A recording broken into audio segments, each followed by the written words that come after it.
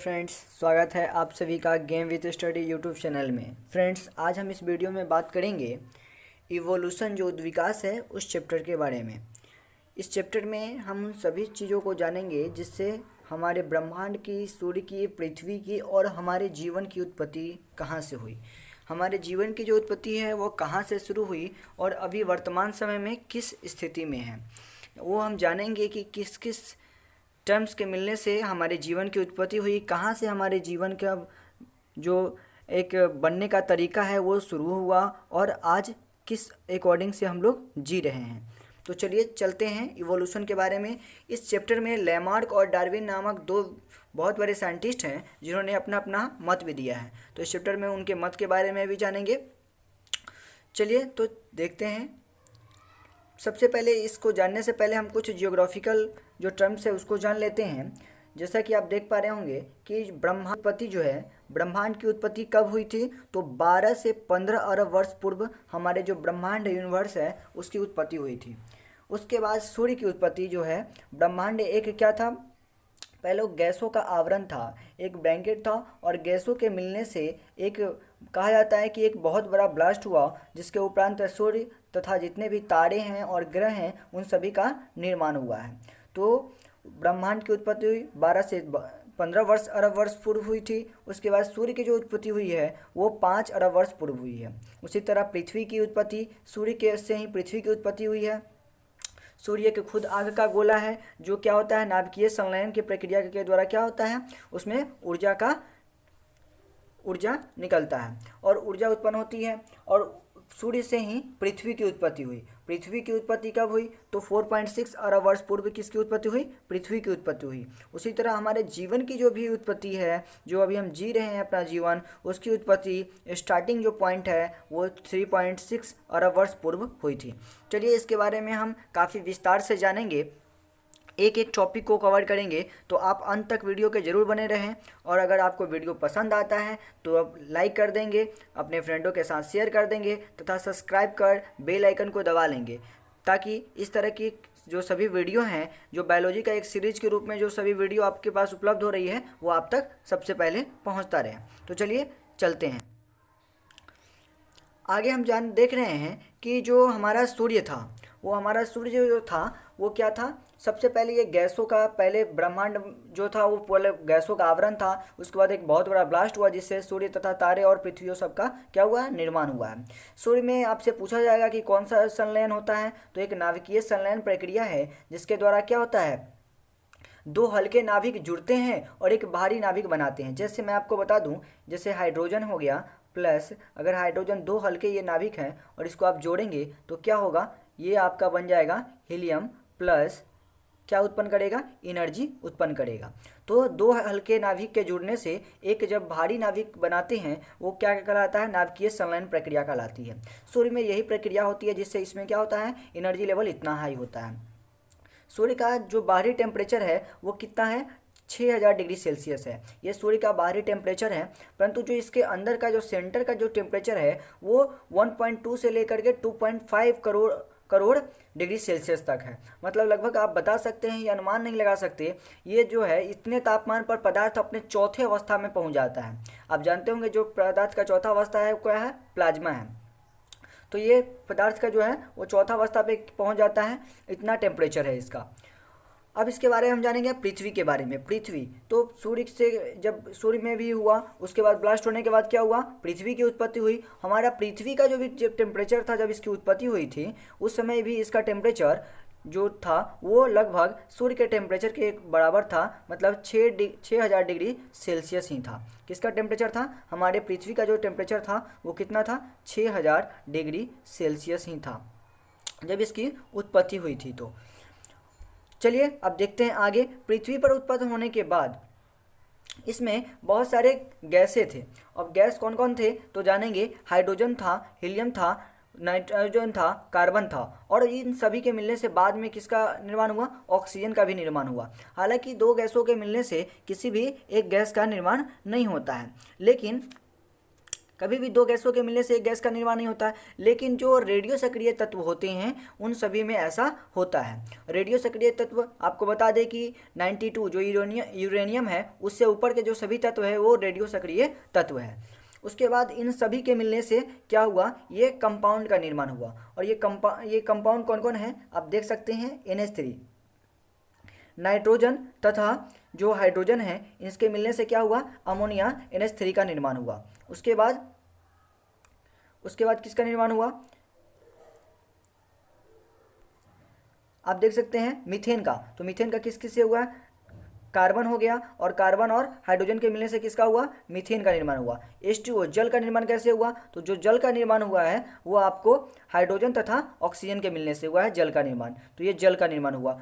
Carbon dioxide का निर्माण कैसे हुआ, तो कार्बन के मिलने से और ऑक्सीजन के मिलने से कार्बन डाइऑक्साइड का निर्माण हुआ। NO2 का कैसे हुआ, तो नाइट्रोजन का और ऑक्सीजन के मिलने से NO2 का निर्माण हुआ। ये साइनाइड है, तो कार्बन और किसके मिलने से, नाइट्रोजन के मिलने से साइनाइड का निर्माण हुआ। तो इस प्रकार ये सभी कंपाउंड का जो है निर्माण हुआ। अब है ऑर्गेनिक कम्प्लेक्स। ऑर्गेनिक कम्प्लेक्स के पहले ऑर्गेनिक के बारे में हम लोग जान लेते हैं। जीव के जो शरीर में ऑर्गेनिक कंपाउंड पाए जाते हैं, हालांकि ये प्रकृति में भी पाए जाते हैं ऑर्गेनिक कंपाउंड, और नॉन ऑर्गेनिक, अकार्बनिक और कार्बनिक दोनों पदार्थ जीव शरीर के अंदर जो है ऑर्गेनिक कंपाउंड पाए जाते हैं और प्रकृति में भी पाए जाते हैं। लेकिन जो शरीर के अंदर पाए जाते हैं कम्प्लेक्स होते हैं, ऑर्गेनिक कंपाउंड काफ़ी कम्प्लेक्स होते हैं। और जो कार्बनिक कंपाउंड होते हैं वो आने से ही क्या होती है, जीवन की संभावना हमारे जीवन में बढ़ती चली गई। जो ऑर्गेनिक कम्प्लेक्स है इसी के आने से क्या हुआ, हमारे जीवन में जो आने की जो संभावना है वो बढ़ती चली गई। तो इसको हम क्या बोल सकते हैं, इसको कहा गया था ऑर्गेनिक इवोल्यूशन भी कहा गया है। इसको क्या कहा गया है, ऑर्गेनिक इवोल्यूशन भी नाम दिया गया है, ऑर्गेनिक इवोल्यूशन किसे नाम दिया गया है, तो जो ऑर्गेनिक कम्प्लेक्स है इससे हमारे जीवन में आने की जो संभावना में वृद्धि हुई, इसके लिए इसका नाम क्या रख दिया गया, ऑर्गेनिक इवोल्यूशन भी कहा जाता है। क्यों कहा जाता है आप लोग जान गए। अब उसके बाद है ऑर्गेनिक कम्प्लेक्स के बाद क्या है, ऑर्गेनिक कार्बोहाइड्रेट, प्रोटीन, फैट, वसा, RNA, DNA इस सभी का निर्माण हुआ है। ये कार्बोहाइड्रेट है, प्रोटीन है, फैट है, DNA, RNA है, इस सभी का निर्माण कहाँ से हुआ है, तो ऑर्गेनिक कंपाउंड से ही हुआ है। अब थोड़ा ऊपर की ओर हम देख लेते हैं। ऊपर जो है ये जो पृथ्वी है, पृथ्वी पर पहले क्या था, पृथ्वी पर जो इसका जो बाहरी टेम्परेचर था ये कितना था, मैंने बताया 6000 डिग्री सेल्सियस था। उसके बाद ये लाखों वर्षों, करोड़ों वर्षों तक यहाँ पे वर्षा होती रह गई।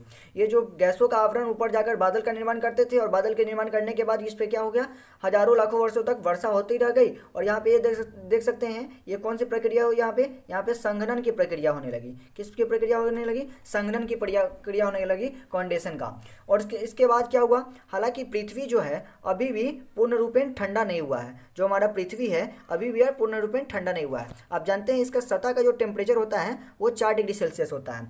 लेकिन जैसे जैसे आप पृथ्वी की सतह के अंदर जाएंगे तो 32 मीटर की दूरी पर अंदर जाने पर 1 डिग्री सेल्सियस का जो मान है, टेम्परेचर है, वो बढ़ता चला जाता है। कितने मीटर की दूरी पर, तो 32 मीटर जैसे ही अंदर की ओर गहराई में आप जाएंगे तो 1 डिग्री जो सेल्सियस है वो टेम्परेचर आपका क्या हो जाएगा, बढ़ जाएगा। इस तरह आप बता सकते हैं कि पृथ्वी जो है अभी भी पूर्ण रूपेण ठंडा जो है नहीं हुआ है।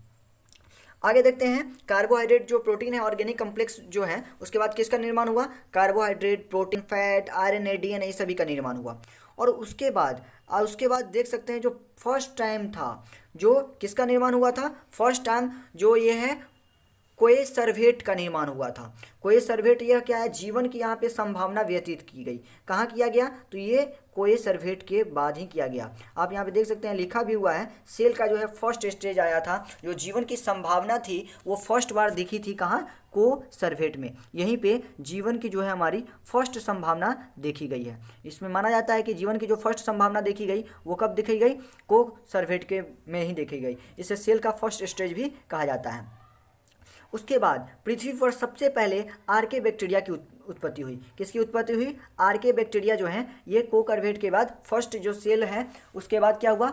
आर्के बैक्टीरिया की उत्पत्ति हुई। पृथ्वी पर आने वाला फर्स्ट जो जीव है वो क्या है? आर्के बैक्टीरिया ही है। मतलब फर्स्ट जीव आप इसको बोल सकते हैं, जो पृथ्वी पर आने वाला फर्स्ट जीव था कौन था? आर्के बैक्टीरिया ही था। अब आर्के बैक्टीरिया 2 टाइप्स में डिवाइड हो गया। आर्के बैक्टीरिया कितने टाइप्स में डिवाइड हो गया? 2 टाइप्स में डिवाइड हो गया। एक था कौन सा?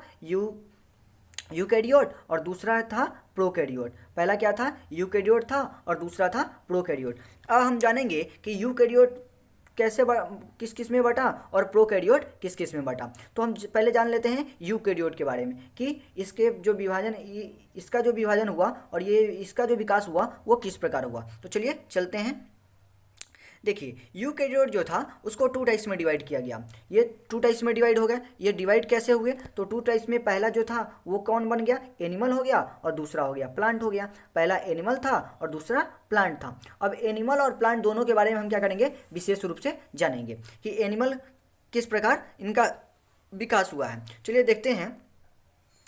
एनिमल जो थे, सबसे पहला जो स्टेज था एनिमल बढ़कर क्या बना? प्रोटोजोआ हुआ। ये प्रोटोजोआ आप देख सकते हैं, एक कोशिकीय जो जीव होते हैं वो प्रोटोजोआ कहलाते हैं। अब प्रोटोजोआ के अंतर्गत क्या क्या आते हैं? तो प्रोटोजोआ के अंतर्गत आपको अमीबा आ जाएंगे। क्या आ जाएंगे? अमीबा आ जाएगा। अमीबा के बाद आपका आता है एक जो सेल वाले होते हैं, एक कोशिकीय वाले जो होते हैं। अमीबा होता है, एनेलिडा होता है, एनेलिडा होगा। मैं इस पर ठीक से नहीं लिख पा रहा हूँ, आप लोग सुन पा रहे होंगे।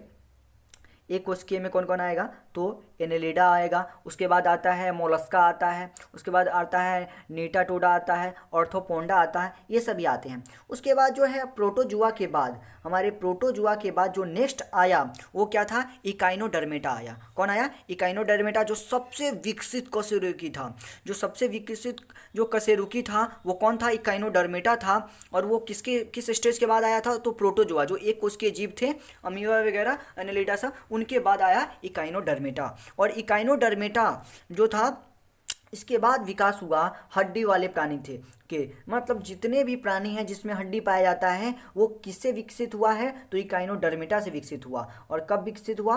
जब प्रोटोजोआ से क्या बना? इकाइनोडर्मेटा, जो सबसे विकसित कशेरुकी था। उसके बाद एक कॉर्डेट बना, जो हड्डी वाले प्राणी थे, इसमें हड्डी पाया जाने लगा। उसके बाद कोकरवेट के बाद जो कॉर्डेट था, हड्डी वाले प्राणी थे। कॉर्डेट के बाद बना वर्टिब्रेट। यहाँ पे क्या बना? कॉर्डेट के बाद क्या बना? वर्टिब्रेट बना।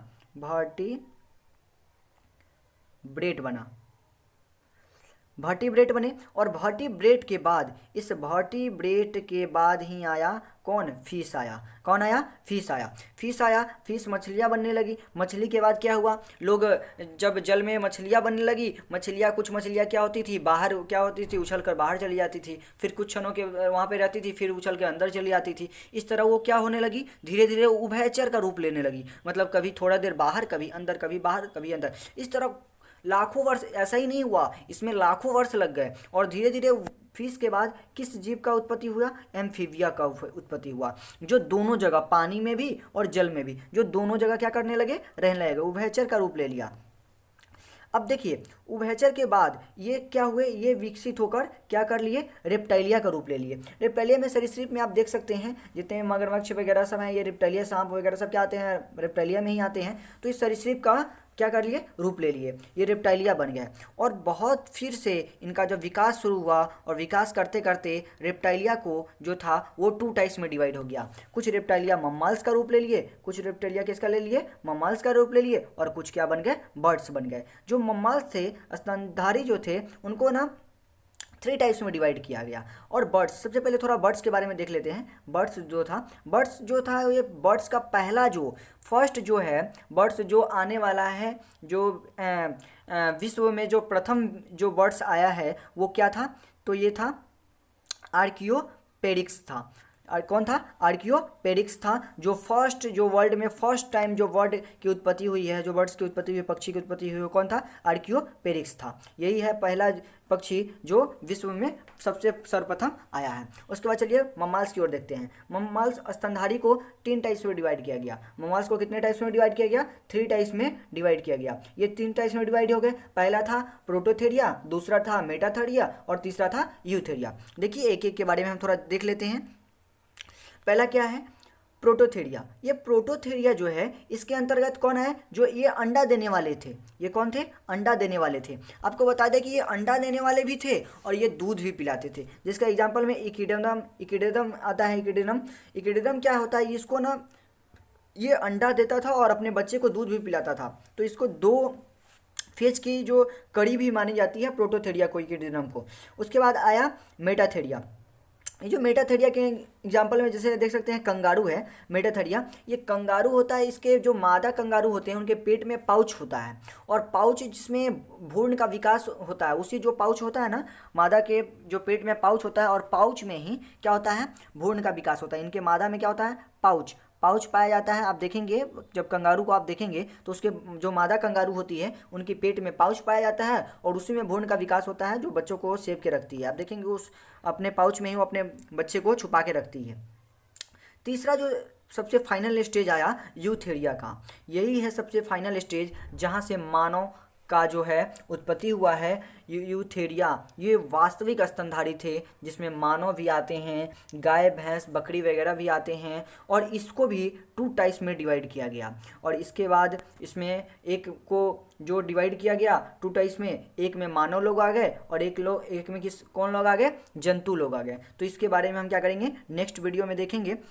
अब देखते हैं प्रश्नों के। कल मैंने 5 प्रश्न दिए हुए थे जिसका आंसर मैं बताने जा रहा हूँ।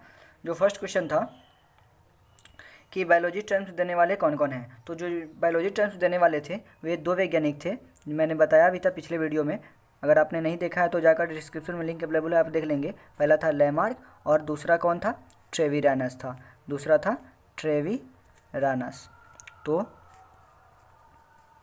लेमार्क और ट्रेविरानस थे जिन्होंने बायोलॉजी टर्म्स को दिया था।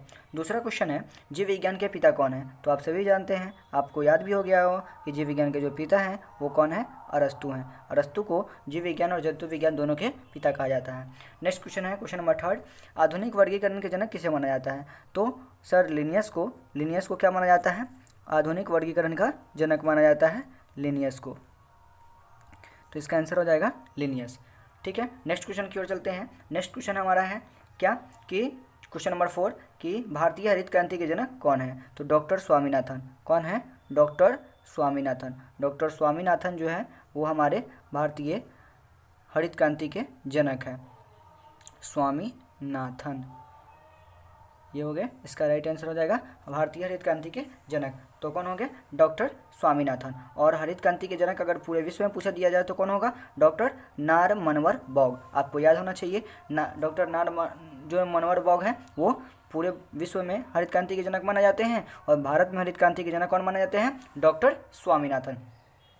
नेक्स्ट क्वेश्चन हमारा 5वां है टीका जो करण है उसका जनक कौन है, तो एडवर्ड जेनर। इसका भी को आप जानते होंगे, एडवर्ड जेनर। एडवर्ड जो जेनर है वो टीकाकरण के जनक है। तो इस प्रकार ये क्वेश्चन हुआ। अब चलते हैं आज का जो आपका 5 प्रश्न है उसके बाद। और आज का हमारा ये 5 प्रश्न है, देखेंगे। पहला प्रश्न है कि हड्डी का अध्ययन कहाँ किया जाता है, तो इसका ऑप्शन क्या क्या है, ओलोजी, नीडोलॉजी, ऑस्टियोलॉजी और कॉन्ड्रियोलॉजी। क्वेश्चन नंबर 2 है कैंसर का अध्ययन कहाँ किया जाता है, तो आप याद रखेंगे कैंसर का अध्ययन क्या किया जाता है, तो ऑन्कोलॉजी, ओडोंटोलॉजी, क्या है, ऑप्थेल्मोलॉजी और ऑपेंडियोलॉजी। तो ये 4 ऑप्शन दिए हुए हैं। तीसरा क्वेश्चन है कोशिका का अध्ययन क्या किया जाता है, तो हिस्टोलॉजी, साइटोलॉजी, मॉर्फोलॉजी और एनाटॉमी। इसमें से आप आंसर कहाँ देंगे, कमेंट बॉक्स में नीचे इसका आंसर आप देंगे। चौथा क्वेश्चन है कवक का अध्ययन कहाँ किया जाता है, तो माइकोलॉजी, उसके बाद है साइकोलॉजी, उसके बाद है इकोलॉजी और जेनेटिक्स। 5वां क्वेश्चन है तंत्रिका का अध्ययन जो है वो कहाँ किया जाता है, ट्राइकोलॉजी, उसके बाद है हीमेटोलॉजी, न्यूरोलॉजी और डर्मेटोलॉजी। तो इस सभी 5 क्वेश्चन का जो प्रश्न का आंसर है वो आप कहाँ देंगे, कमेंट बॉक्स में हमारे नीचे देंगे। सो आई होप कि आपके लिए यह वीडियो काफ़ी हेल्पफुल रहा होगा। अगर आपको यह वीडियो हेल्पफुल लगा है तो हमें मोटिवेट करने के लिए आप इसे लाइक कर देंगे, शेयर कर देंगे, तथा इस तरह के वीडियो पाने के लिए सब्सक्राइब कर बेल आइकन को दबा लेंगे। धन्यवाद।